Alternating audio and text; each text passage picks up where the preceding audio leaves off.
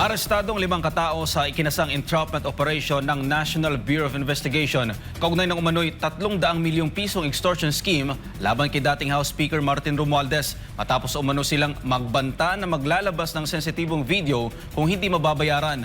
Si Cherry Light sa report. Sa isang press conference, inilahad ng National Bureau of Investigation na nagsimula pa noong 2025 ang umano'y pakikipagnegosasyon ng isang kilalang personalidad sa kampo ng isang kongresista. Sa panahong iyon, hindi pa pinangalanan ang mambabatas na hinihingian ng pera ayon sa investigasyon ng NBI Organized and Transnational Crime Division. Ayon sa NBI, umabot sa 350 million pesos ang hinihinging halaga 2 linggo bago ang operasyon. Bago ito ibinaba sa 300 million pesos bilang final demand. Kapalit umano nito ang hindi paglalabas ng isang sensitibong video na sinasabing nag-uugnay sa complainant sa aligasyon ng korupsyon.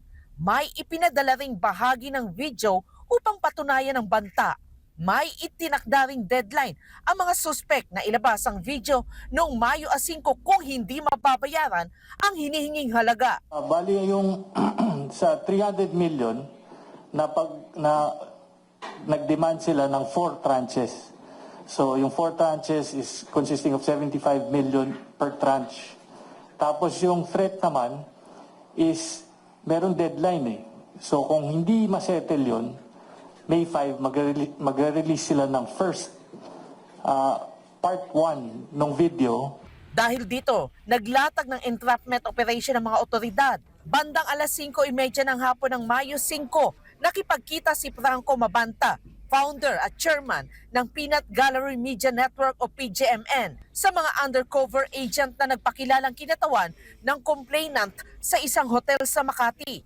Sa pulong, muling iginit ang demand at iniutos na ihatid ang pera sa isang kontak sa loob ng isang pribadong club sa Pasig. Sa itinakdang lugar, tinanggap ng 2 suspek ang unang bahagi ng bayad na umabot sa 75 million pesos o katumbas ng 3 maleta. Dinala ang pera sa isang function room kung saan naghihintay ang iba pang kasamahan. Nung binigay po namin yung pera, hindi pa rin namin hinuli yung taong tumanggap kasi hindi naman sila yung kausap namin initially. So nagkaroon kami ng follow-up surveillance and tailing.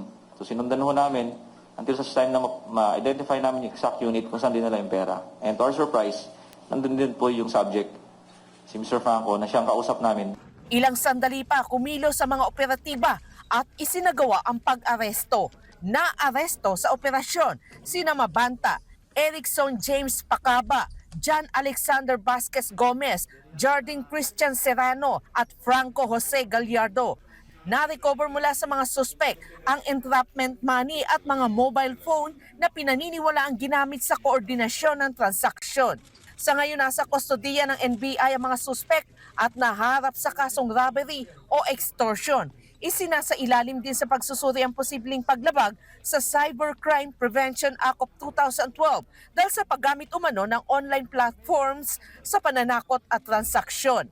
Ayon kay NBI Director Melvin Matibag, hindi maaaring gamitin ang digital platforms at kalayaan sa pamamahayag bilang panakip sa pangingikil at iba pang iligal na gawain. Patuloy ang investigasyon ng NBI kabilang ang pagsusuri sa mga account, komunikasyon at iba pang posibleng sangkot sa kaso. It will still be an ongoing investigation kasi it's yung PGMN, yung Peanut Gallery Media Network yung involved dito. So we will look into yung mga telepono and accounts, social media. There are several social media accounts that was mentioned and linked to PGMN. So it will be a continuing investigation. Samantala itinanggi ni Mabanta ang mga aligasyon ng umano'y tangkang pangingikil laban kay Romualdez. We're innocent. It's not true.